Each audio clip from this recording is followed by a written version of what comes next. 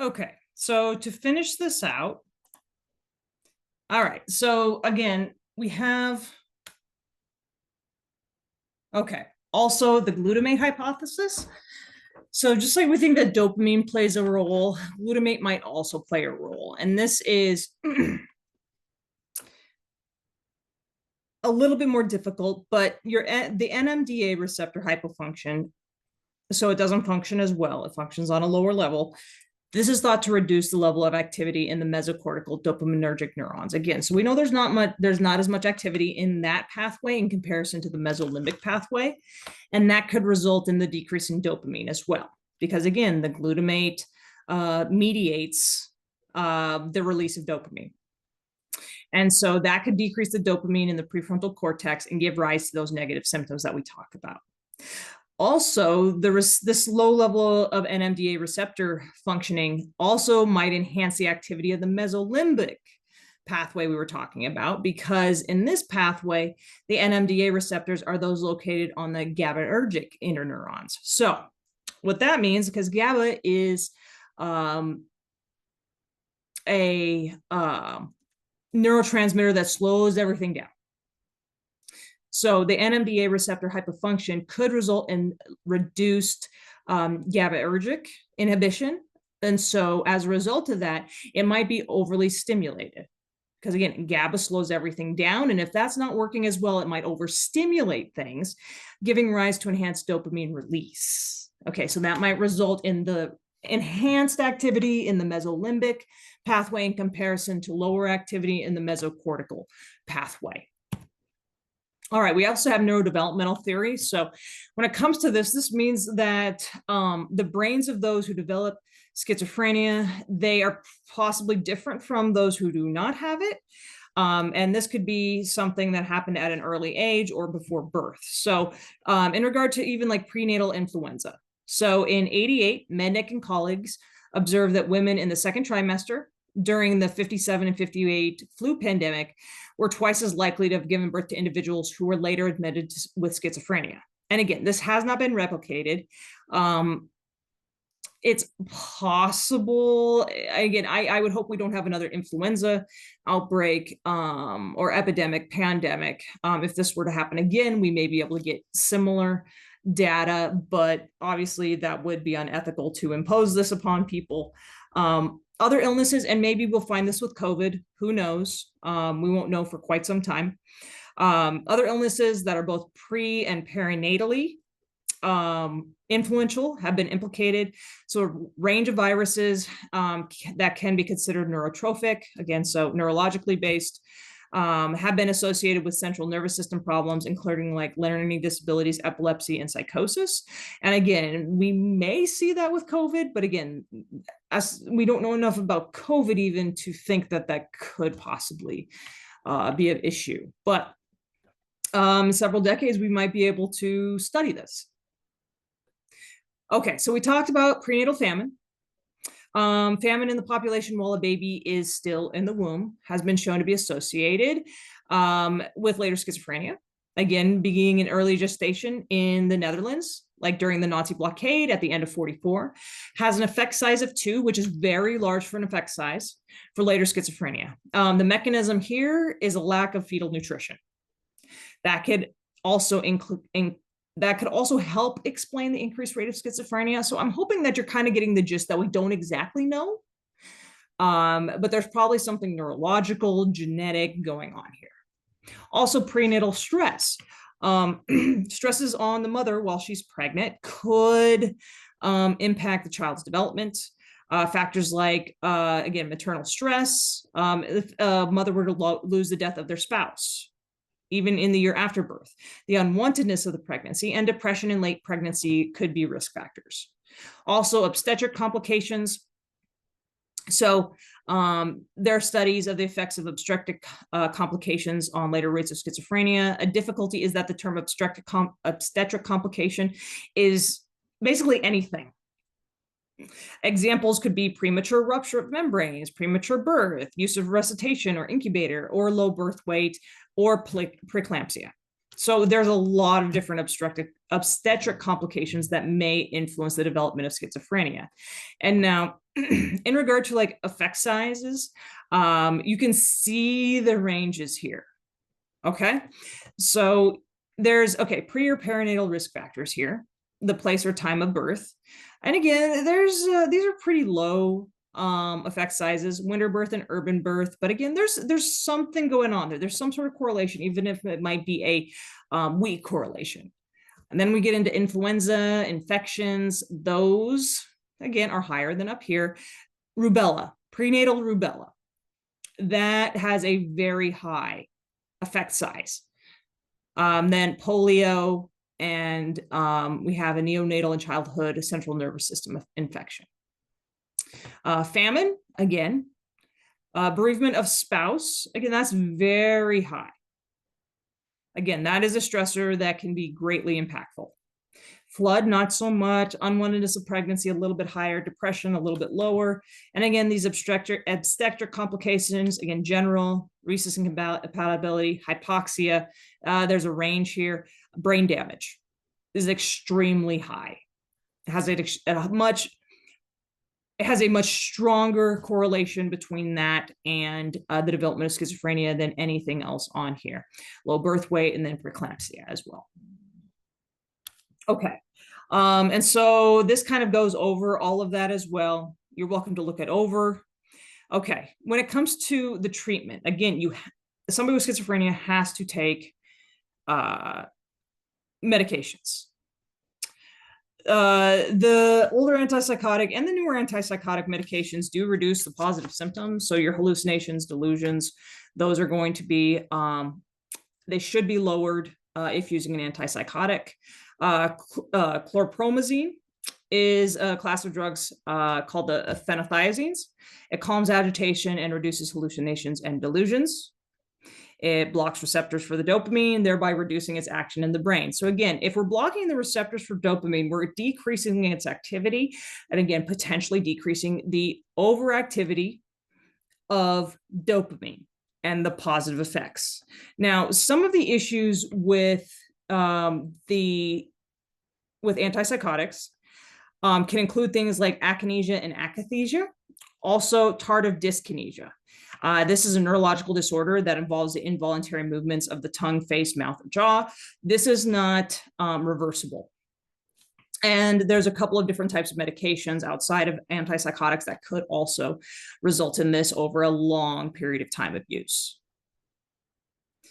Okay, so we got a couple of different types of antipsychotics. Yes, schizophrenia is chronic and progressive, especially without treatment. The main treatment is medication, again, but the side effects are high. The side effects suck when it comes to antipsychotics. Also, you have to worry about compliance when it comes to medication. If somebody is experiencing psychosis, they may not want to take their medication. If there's a disconnect between themselves and reality, they may not want to. If they do not have a support system, they might not want to. If they do not have the means, they might not want to. So that makes it hard. Okay, the first line of treatment is antipsychotics, and you have first gen, second gen, and long acting injectable antipsychotics. And again, they're going to target those positive symptoms. Okay, we're going to skip lithium for now. Lithium can be, now I'll go over it just quickly. Lithium can be used for schizophrenia as primarily used as a mood stabilizer for bipolar disorder, but it can be used for schizophrenia. They've used it since 1949 for bipolar disorder. Lithium is what it sounds like. You know, we have lithium batteries.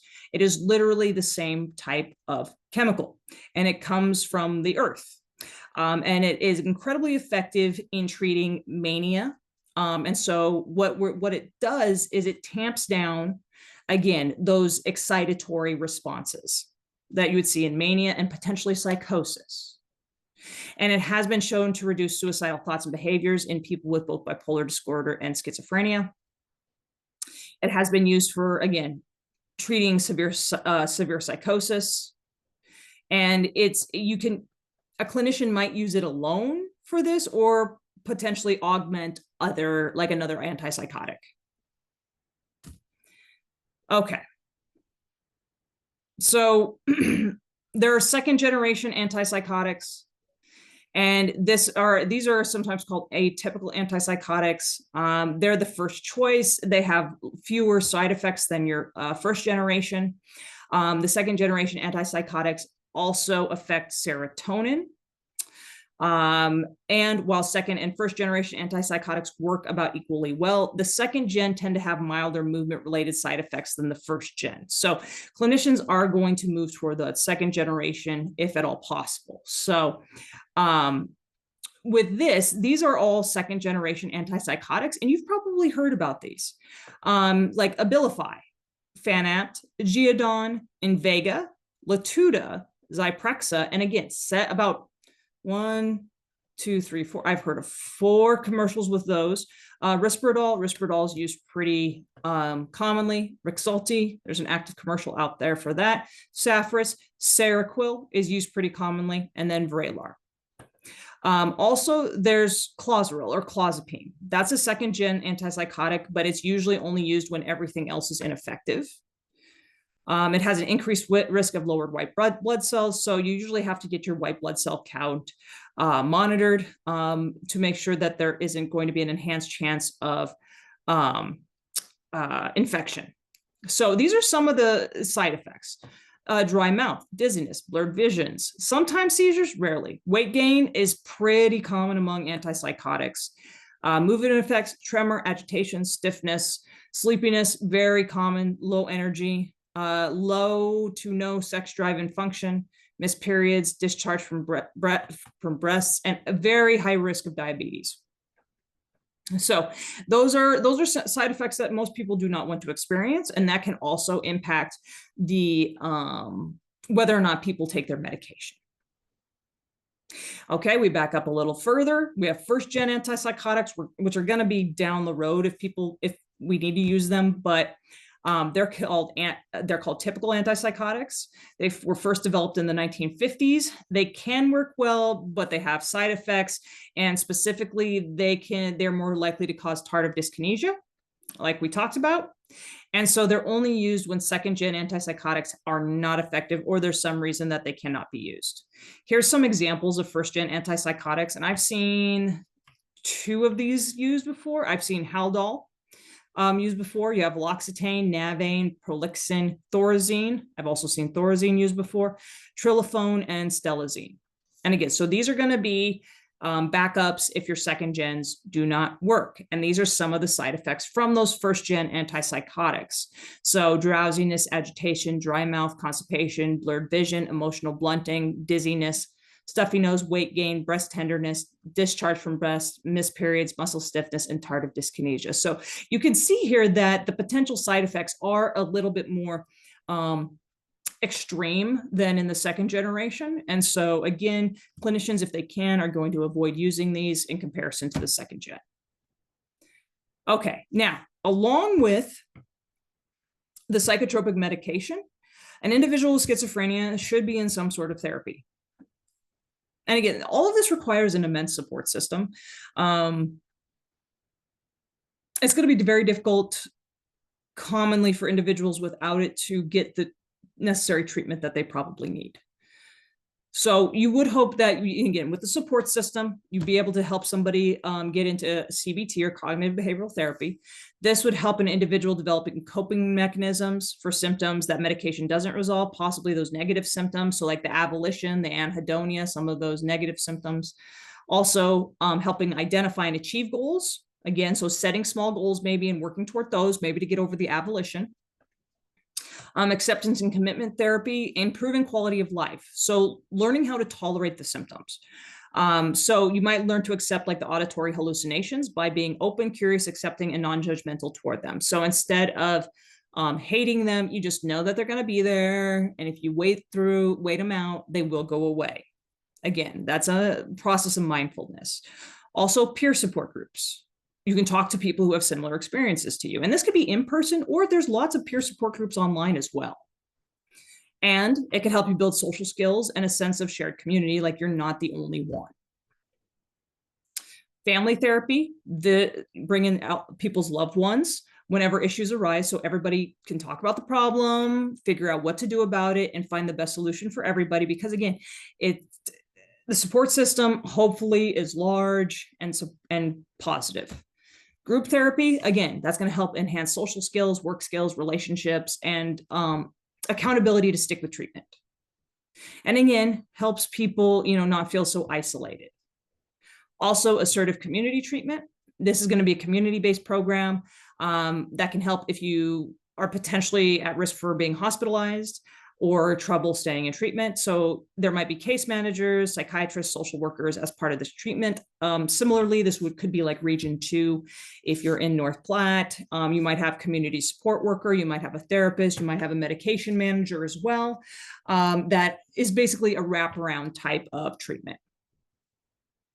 Okay, so this is an interaction of the biological and psychosocial factors in schizophrenia if you are interested in taking a look at that, but we did go through most of this. So this video was much shorter than the first. Again, I hope that you made it through, and I hope that you have a wonderful day, and I appreciate you getting to the end of this lecture. We will talk soon.